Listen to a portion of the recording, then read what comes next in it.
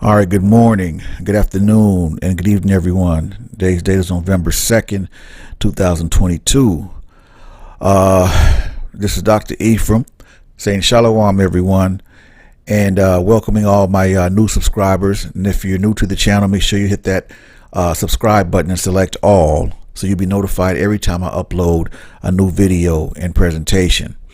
All right, I want to thank you all for continuing to like the videos and comment, because that all helps in the viewership, and the channel is really moving along as I continue on this rebuild journey with it. All right, now with this lesson here, this has been around for a while. There's a big myth and a great debate about so-called Jesus being ripped off from the story of Horus, this Egyptian god or whatever. And first let me just say this too, just so I'm clear. I don't want to pre-teach the lesson, but I'm a messianic Israelite. What I mean by that is that I believe in Christ.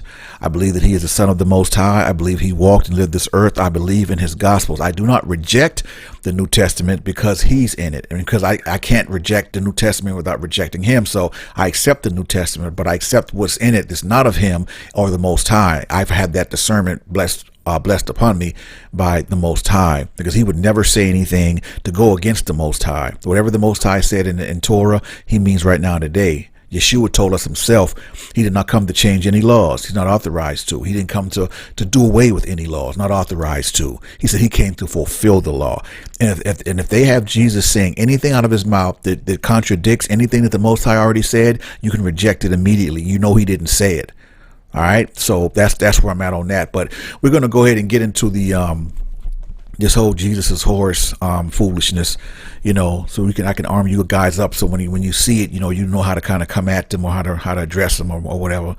So I hope you all enjoyed the presentation. I told y'all I had a lot in the pipe, so man, I'm gonna keep it coming. And real quick, for those of you who don't really know me or whatever, when I present these presentations or whatever, I'm giving you all that I have. All right, I've done the research and I'm presenting it to you, but I'm not, presenting it like, because I said it, everything is, 120% factual. I am the great Dr. Ephraim, and because I said it, it's true. I mean, no. And that's why I always tell you guys, if you feel led, do your own research or whatever. Okay. But when I give you something, I'm not an expert on anything that I post, and I don't want to, to even go down that road. I'm not an expert on any of this stuff. Okay. Many times I present it to you and let you decide, or whatever the case may be. And by all means do so. But please don't bombard me with a bunch of questions, because I told you all, with a lot of this stuff, it's going to probably elicit more questions than anything. That's something for you guys to discuss among yourselves in the comments, or whatever the case may be, build between yourselves. But please don't ask me a whole bunch of questions, man. I'm not an authority on any stuff like that. Okay. I'm not an expert. I'm not no biophysicist. I'm not a geneticist. I'm not any of that. Okay. So, and I'm not trying to be mean or be dismissive, but I'm just being real. I'm giving you all I can give you when I give you the presentation. The rest is up to you. All right, so on that note, I hope you enjoy this lesson, man. Until the next one, it's Dr. E signing off. Love you guys, man. Shalom. Today's lesson, and to be honest, I hate to even have to go there with this, but because I'm kind of offended the fact that people even put Yeshua or Jesus with this Horus, Egyptian mythological quote unquote god or whatever, right? But it's out there. So, hey, I'm not one to shy away from anything. So, so I'm going to meet it head on. But there's a lot to unpack here with this whole Jesus Horus thing. Now, these so-called Egyptologists, they claim that the story of Yeshua was taken from or stolen from, quote unquote, this story of Horus or whatever. Now, there's no validity or truth to that whatsoever. And let me just say this: people can say whatever. Right, and those of you that know me know this about me. You can say whatever. That doesn't make it true. Right? You can believe whatever. That doesn't make it true. See, at the end of the day, it's not what you think. It's not what you think you know. It's what you can prove. Right? Now, before we even get into all of that, for those of you who may be, somewhat new to my teachings, my videos, whatever the case may be, let me just say this for the record, because I never shy away from it. Over here, we're, quote unquote, I guess you could call us Messianic Jews. not in the literal sense, because that's an actual movement. But we're Messianic Jews from the standpoint that we are Hebrew Israelites that accept Christ. Okay? Period, point blank. And I make no apologies for that. We accept him totally.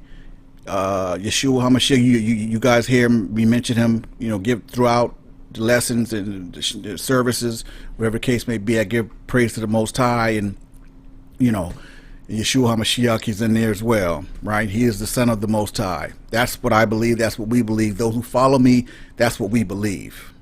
Okay, so let me just kind of put that out there. Now, so if you don't believe that Yeshua or Jesus is existed at all, then this probably isn't the right place for you. As a matter of fact, it's not the right place for you. Okay, if you denounce him, this definitely is not the right place for you. Okay, if you believe that his birth was the result of physical relations between Joseph and Mary, this is not the place for you. I do not believe that. I do not teach that. That is blasphemous. There's nothing in existence that will get me to ever believe that Christ's birth was the result of a man and woman having sexual relations. That's just the thought is just so. No, you're in the wrong place. All right, so just kind of wanted to establish that, before we move forward. 'Cause like I said, there's a lot to unpack here. Okay, now I don't know why. Hebrew Israelites, even they don't have an issue with the Most High performing all these miracles throughout history, throughout the lives of the children of Israel, from parting the Red Sea, raining manna from heaven. Moses, throwing the rod down, turning into a snake and eating up the other snake. I mean, the Most High, he has done so many supernatural things. I mean, and no one questions it. But for some reason, people have a hard time accepting that Jesus's birth was no more than the will of the Most High. There was no sex involved. It's like they don't have a problem. They want to embrace him, but they don't want to embrace how he was conceived, which I don't get that, right? Because one thing that I learned and back in the day when I was in on my journey, right? And I was practicing Muslim, Salat 5 times a day, Jumu'ah on Friday, the whole 9. Everybody knows my story, and if not, we'll get into that another time. But one of the things that just stuck out to me conceptually is that the Most High, his power is so great that the only thing he has to say is be, and it is. Come on now. That is some, listen, I said this before, our minds cannot really fathom the power of God, the omnipotent power of God. We just can't, right? We think we can. I mean, just look at it. Let's look throughout history, all throughout the Torah, all throughout the Tanakh, all the great things, all the supernatural things. If the Most High can take 2 babies in a womb and give them 2 separate bloodlines, what makes you think it's beyond the realm that he can have Mary become pregnant without having sex with the man? I mean, seriously, like seriously. Now, and that goes to the second part of this this lesson. Before I even get into it, is that Jesus's lineage, that has been that is a huge point of contention. And let me tell you something. I'm gonna put this out there, okay? Let me tell you what I believe first and foremost. I do believe that he is the king we were waiting on. I do believe that he is the Messiah. I do believe that he is from the line of David. Now, I personally believe that that's through his mother, Mary, because Mary is from the line of from the Davidic line. Because listen, however you look at it, however you slice it, right? And this is a huge debate, and I really think that this is one of those things that we will never really know, because Jesus is the circumstances surrounding Yeshua's conception is just so contested, right? I mean, you got people on this side saying this, people on that side saying that, this and that. I don't think I don't think it's edifying for us to argue his lineage, his Davidic line, because the Most High does things decently and in order, right? And in that we agree. And that being said, it was prophesied that the king would come through the line of King David. And if you look at Scripture, if you look at it's so many different resources where Christ is referred to as the Son of Man. He's referred to as the son of Joseph. Matter of fact, there's writing in Hebrew where it says Yeshua bar Yosef, or Jesus, son of Joseph. He's been referred to as the son of a couple different people, right? Even the Son of God maybe once, but so that's the thing that's a point of contention. I don't think we'll ever really quite know. But for someone to think that it's beyond the realm of possibility for the Most High to cause a virgin to be pregnant without her having sex, with all the things he's done throughout history, I mean, come on, it's kind of laughable. Like it's like the human mind. See, that's why the Bible tells us God doesn't think as we do, right? See, the so-called wisdom of men is foolishness to God, right? Because God doesn't think like that. See, we think a man and a woman has to have sex to make a baby. Yeah, basically, yeah, you're right. And then that's not even really true nowadays with all so-called technology, because you can get a man's sperm and a woman's egg and put it in a tube and insert it in someone else, and now you have a baby, right? So we're not even getting into all that, but you guys get my point, right? So there's really no point to argue.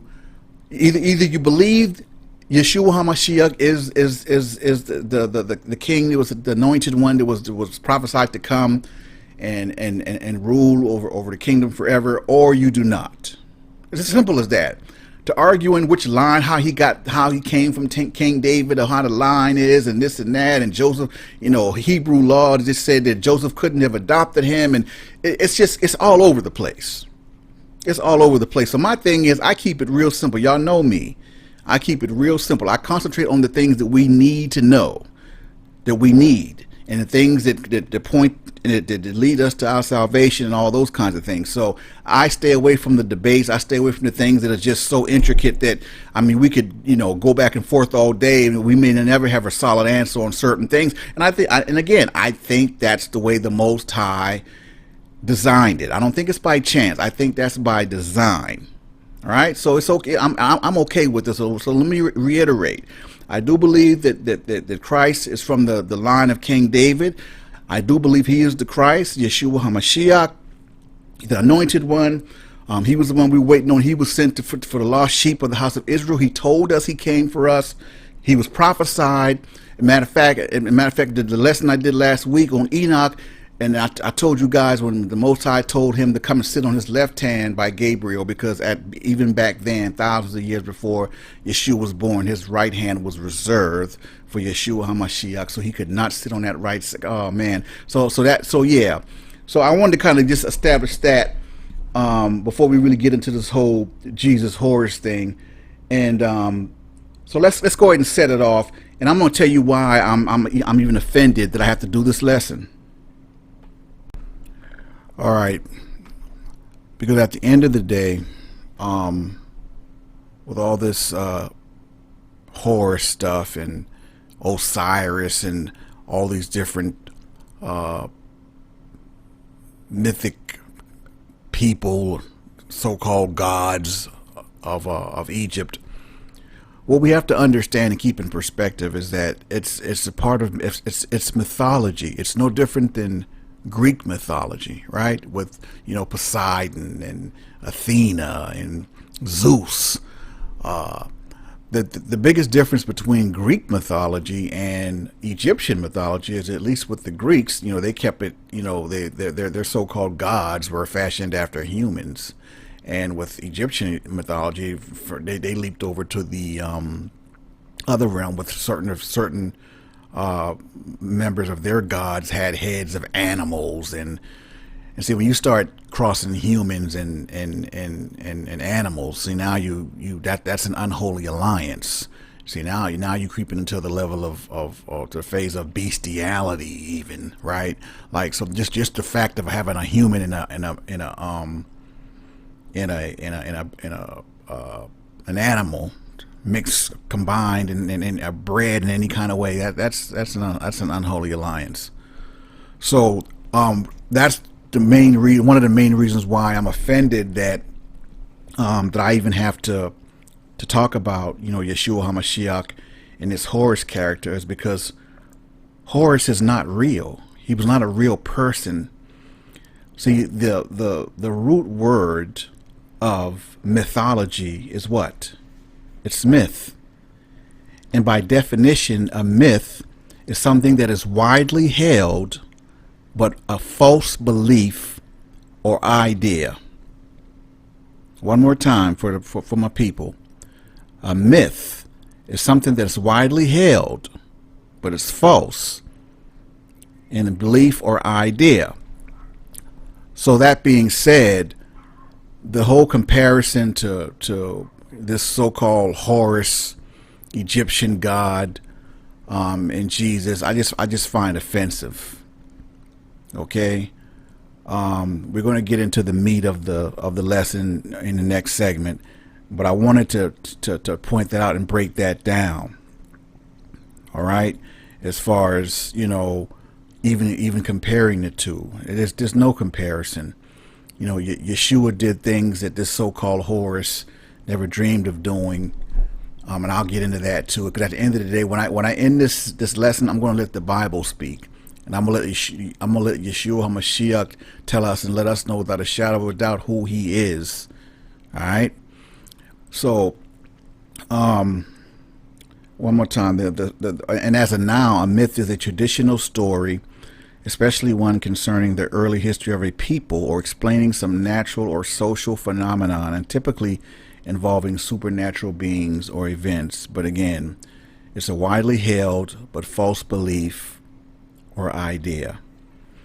And I guess in fairness, the detractors of the Most High or Yeshua would say that, well, the characters of the Bible are mythic. They aren't true, whatever.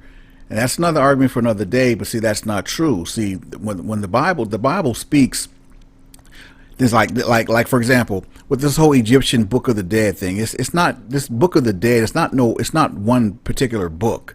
And then that title alone should tell you all you need to know. Book of the Dead, really? Christ even spoke against that. He was like, you let the dead go and bury the dead. You come teach and preach the kingdom of God with me. You let the dead go bury their dead. Like, he had no use for that. There's no, let me tell you something. The Most High wants living witnesses. Okay? Nothing associated with death is with the Most High or with Yeshua HaMashiach. So that whole Book of the Dead thing, that tells us everything we need to know. All right, but I wanted to just kind of point out real quick that, these people, that these Egyptian mythical creatures, they didn't exist. They're stories. They're not real. Like, there was no one walking around with the head of a dog and a body of a man. I mean, like I don't know why. And people are literally taking a lot of these so-called Egyptologists are taking this Egypt mythology literally. And I mean, it's like, come on, man, it's laughable. Like, seriously? So anyway, I'm trying not to draw this out, but let's get on to the next segment with this whole, let's get into the meat of the comparisons or the so-called parallels between Yeshua HaMashiach and this so-called Egyptian god Horus. Article, Horus Manor, debunking the Jesus Horus story. Article originally posted by John Sorensen. Copyright date unknown. Now, many atheists, neo-pagans, and other disbelievers of Christianity claim the story of Jesus Christ, Yeshua HaMashiach, was borrowed from earlier mythologies. In recent years, a claim has been making the rounds that Jesus is based on the Egyptian god Horus. Now, who was Horus? Horus is one of the oldest recorded deities, quote unquote, in the ancient Egyptian religion. Often depicted as a falcon or a man with a falcon head, Horus was believed to be the god of the sun and of war. Initially, he appeared as a local god, but over time, the ancient Egyptians came to believe the reigning pharaoh was a manifestation of Horus. And again, my people, this is one of the reasons why the Most High was very strict with the children of Israel not basically cohabitating or coexisting outside of our nations, because of these. Back then, this was the thing. Monotheism was just not a thought. The thought of one omnipotent being, one God, that just was unheard of back then, right? So he was like, listen, y'all stay away from all those different nations, stay away from strange women, you know, put them away. They're going to lead you away from me. And in many cases, he was right, because that was just a thing back then. I mean, we were even guilty of that, right? We transgressed and got caught up into that as well, right? Now, it says, what about Yeshua HaMashiach? It says, the skeptical claim being made about Yeshua are not always the same. In some versions, he was a persuasive teacher whose followers later attempted to deify him by adopting aspects of earlier God figures, while in others, he is merely an amalgamation of myths and never really existed at all. Both versions attempt to provide evidence that the gospel accounts of the life of Christ are rip-offs. And we all know that that's not true. And like I said before, people believe what they want to believe, right? You can listen. You can take almost anything to fit your narrative or to fit what you want to believe. You can do a search for it, right? That's not hard, especially not in this day and age of the age of information. You can get a collection, a bunch of anything that'll fit what you want it to fit. Because at the end of the day, it boils down to this: either you believe or you do not. And I hate to really make it as simple as that, but it's really as simple as that. Okay? But when these so-called Egyptologists and these detractors, you know, try to come at your neck with all this Jesus was a rip-off of this so-called Horus mess, I'm providing you with the ammo to put them in their place. Okay? Now remember I said about this Book of the Dead? That was written in about 1280 BC, and it describes this god Horus. But see, there are many books of the dead. There's not no one single official Book of the Dead. The books are a collection of ancient Egyptian spells that were believed to help the deceased on their journey to the afterlife. Pure madness. All right. Our information about Horus comes from a variety of archaeological sources. What we do know from the most recent scholarship on the subject is that there were many variations of the story, each of them popularized at different times and places throughout the 5,000-year span of ancient Egyptian history. Egyptologists recognize the possibility that these differences may have been understood as aspects or facets of the same divine persona, but they nevertheless refer to them as distinct Horus gods. Part of the problem with the Jesus Horus claim is that in order to find items that even partially fit the life story of Yeshua, advocates of the view must cherry pick bits of myth from different epochs of Egyptian history. This is possible today because modern archaeology has given us extensive knowledge of Egypt's religious beliefs and how they changed over time, making it possible to cite one detail from this version of a story and another from that. But see, the early Christians, even if they had wanted to base the Gospels on the Horus myths, would have had no way to do so. They might have had known what was believed about Horus in Egypt of their day, but they would have had no access to the endless variations of the stories that lay buried in the sands until archaeologists started digging them up in the 1800s. Good point. Another part of the problem is that the claimed parallels between Yeshua and Horus contained half-truths, distortions, falsehoods, flat out. For example, they say that Horus was the son of the god Osiris, born to a virgin mother.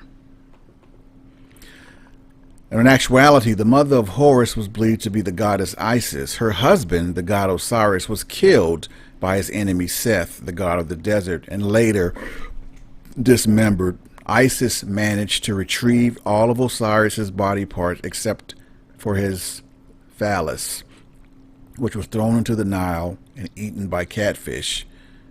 Not making this up.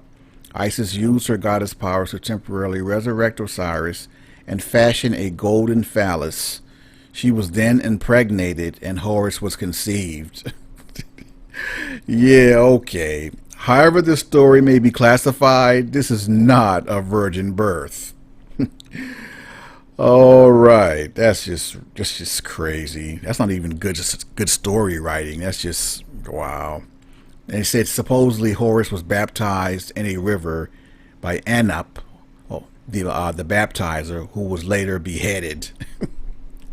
The lengths people will go, man. There is no character named Anup the baptizer in ancient Egyptian mythology. Just doesn't exist. This is actually the concoction of a white 19th century English poet and amateur Egyptologist by the name of Gerald Massey. Massey is the author of several books on the subject of Egyptology. However, professional Egyptologists have largely ignored his work. In fact, his writing is held in such low regard in archaeological circles that it is difficult to find references to him in reputable modern publications. And there you go. If you're not cited as a reputable source, that tells us a lot of what we need to know as well. All right. In the book Christ in Egypt, The Horus-Jesus Connection, Stellar House Publishing, 2009, author D.M. Murdoch, drawing heavily from Gerald Massey, identifies Anup the baptizer as the Egyptian god Anubis. Murdoch then attempts to illustrate parallels between Anubis and John the Baptist. Now, some evidence exists in Egyptian tomb paintings and sculptures to support the idea that a ritual washing was done during the coronation of pharaohs, but it is always depicted as having been done by the gods. This indicates that it may have been understood as a spiritual event that likely never happened in reality. C.F. Allen Gardner, The Baptism of Pharaoh. This happened only to kings, if it happened to them at all, and one searches in vain to find depictions of Horus being ritually washed by Anubis. Doesn't exist. Someone just said something and put it out there. They say, like Jesus, Horus was tempted while alone in the desert. Doing battle with the god of the desert is not the same as being tempted while alone in the desert. And according to the gospel account, Satan did not attempt to kill Jesus there. Matthew 4, Mark 1, 12 and 13, Luke 4, 1 through 13. The relationship between Horus and Seth in the ancient Egyptian religion was quite different than the relationship between Jesus and Satan. While Seth and Horus were often at odds with each other, it was believed that their reconciliation was what allowed the pharaohs to rule over a unified country. It was believed that the pharaoh was a Horus reconciled to Seth, or a gentleman in whom the spirit of disorder had been integrated.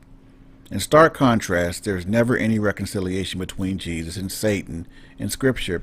And again, that's what I was saying, my people, and this is why I'm offended that they even try to put the two together, or you know, put their false lies and put the tin on it to try to get people to believe that this so-called Horus story is actually the story of Yeshua HaMashiach, man. That's why I said that it offends me to have to even do this this lesson. And they said supposedly Horus healed the sick, the blind, cast out demons, and walked on water. The Metanurk Stela, a monument from the 4th century BC, tells a story in which Horus is poisoned by Seth and brought back to life by the god Thoth at the request of his mother Isis.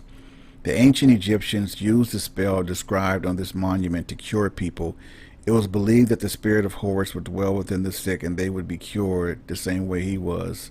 This spiritual indwelling is a far cry from the physical healing ministry of Christ. Horus did not travel the countryside laying hands on sick people and restoring them to health. and he did not walk on water. There's nothing that indicates, there's nothing on a hieroglyphic, there's nothing in writing, nothing in illustration that shows a so-called god of Horus walking on water or casting out demons. It's just not true, people. It's not true.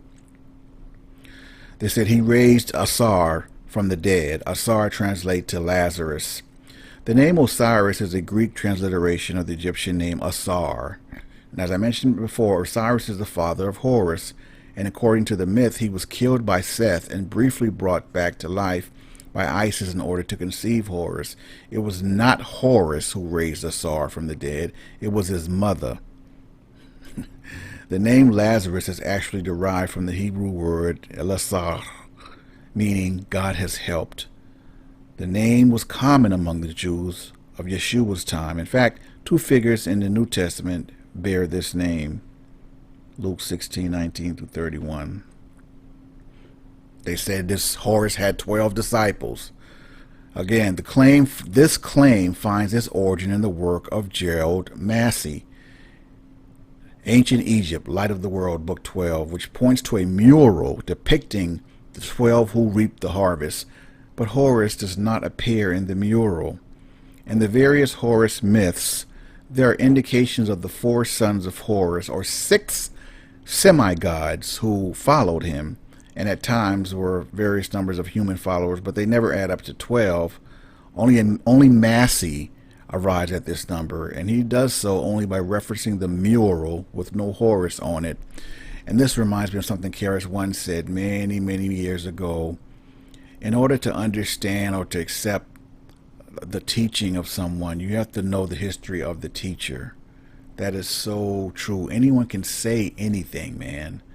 It doesn't make it true, right? You can say whatever out of your mouth, but what can you prove? Can you prove what you're saying? Can you show and prove, as we used to say as 5%ers back in the day? Can you show and prove? Is this an actual fact, or you just talking out your mouth because you can? Right? Anyway, moving right along. All right. Okay, so if you do an internet search on this subject, you will come across a list of supposed parallels between Yeshua HaMashiach and Horus that are much longer than the things that I'm going through. What they all have in common is that they do not cite their sources. Let me say it again. What they all have in common is that they do not cite their sources. They throw stuff out there and hopefully something sticks, or people believe it. They say it enough times, people start to believe it. But if you ever encounter people who try to challenge you with these just BS claims about Horus and Jesus, ask them to explain, first and foremost, where did they get their information from? Many times you will find that they originate with Gerald Massey. Remember that name, Gerald Massey, or one of his contemporaries, or a student of his. Sometimes they have been repeated and expanded on by others, but these claims have little or no connection to the facts. They're strictly meant to try to paint a false narrative or picture of Yeshua HaMashiach by saying that his story was stolen.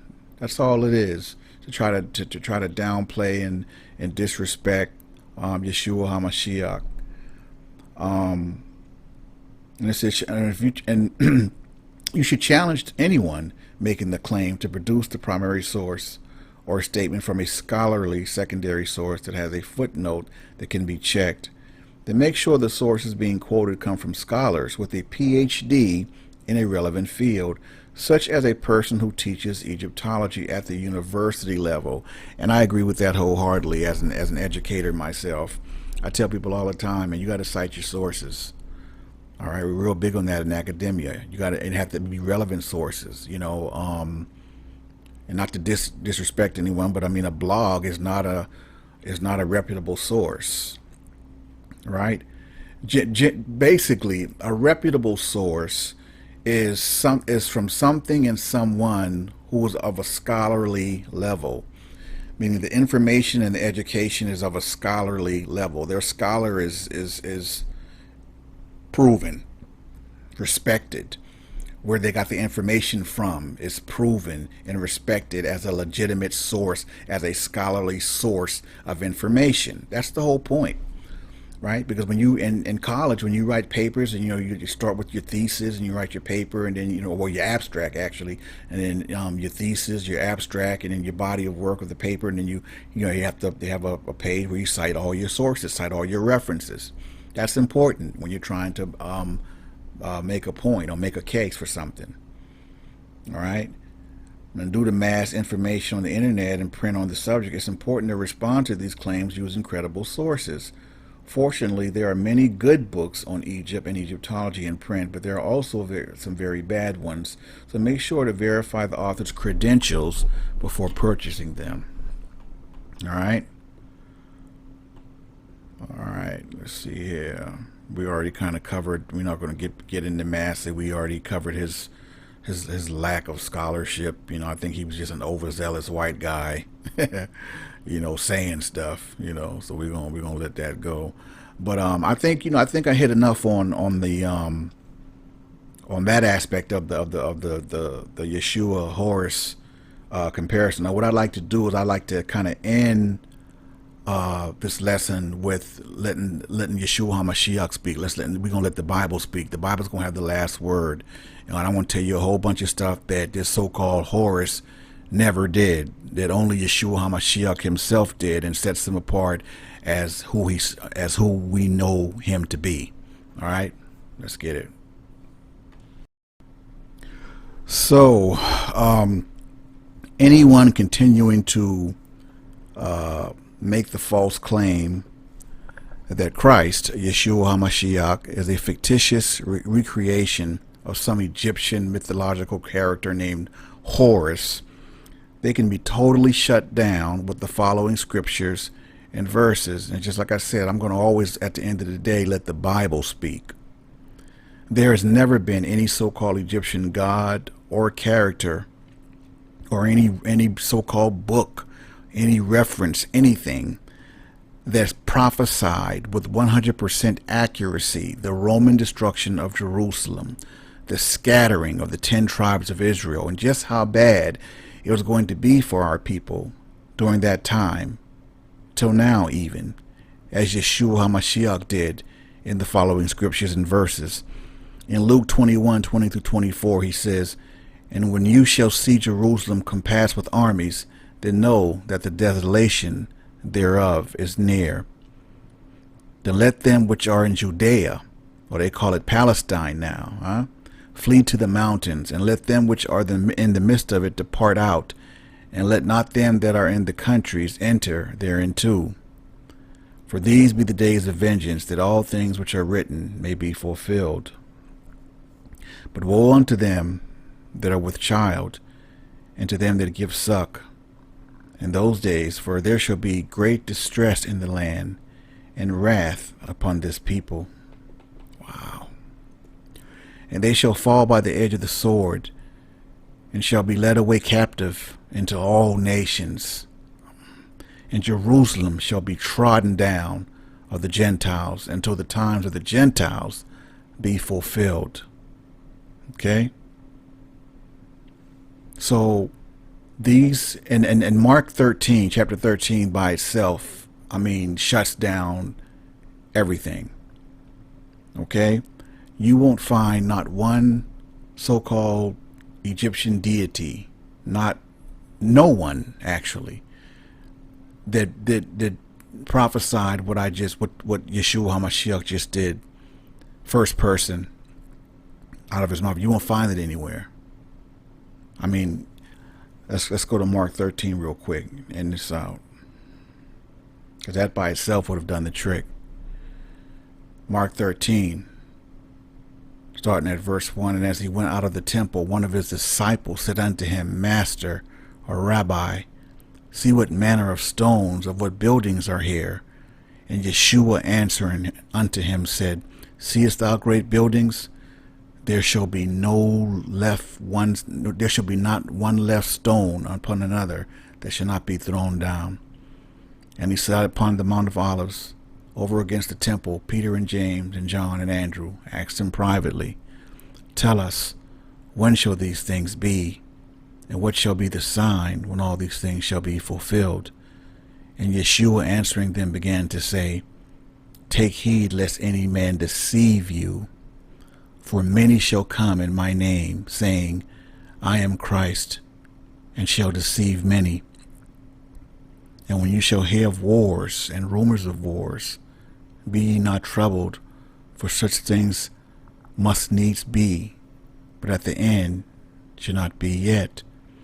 For nation shall rise against nation, and kingdom against kingdom, and there shall be earthquakes in diverse places, and there shall be famines and troubles. These are the beginnings of sorrows. But take heed to yourselves, for they shall deliver you up to councils, and in the synagogues ye shall be beaten, and ye shall be brought before the rulers and kings for my sake, for a testimony against them. And the gospel must first be published among all nations. But when they shall lead you and deliver you up, take no thought beforehand what ye shall speak, neither do ye premeditate, but whatsoever shall be given you in that hour, that speak ye, for it's not that ye speak, but the Holy Ghost. Now the brother shall betray the brother to death, and the father the son, and children shall rise up against their parents, and shall cause them to be put to death. So my brothers and sisters, Christ, way back when, he spoke on all these false people calling themselves Christ, or people, these so-called Horuses that people were saying is Christ. He addressed all of that. That Mark chapter 13, broke everything down. Summed it up beautifully. You won't find that any other place, by any other man or any other so-called God or whoever. That came from Yeshua HaMashiach in first person. All right, so anyway, sorry for the length, but it's one of those things, but hopefully you guys enjoyed it, got something from it. I said I hated that I had to do it, but it is what it is. It doesn't shake or waver my faith, not at all. People are going to believe what they want, and I'm going to believe what I want. And I'm going to end on that note until the next lesson. This is Dr. Ephraim signing off. Shalom, elect.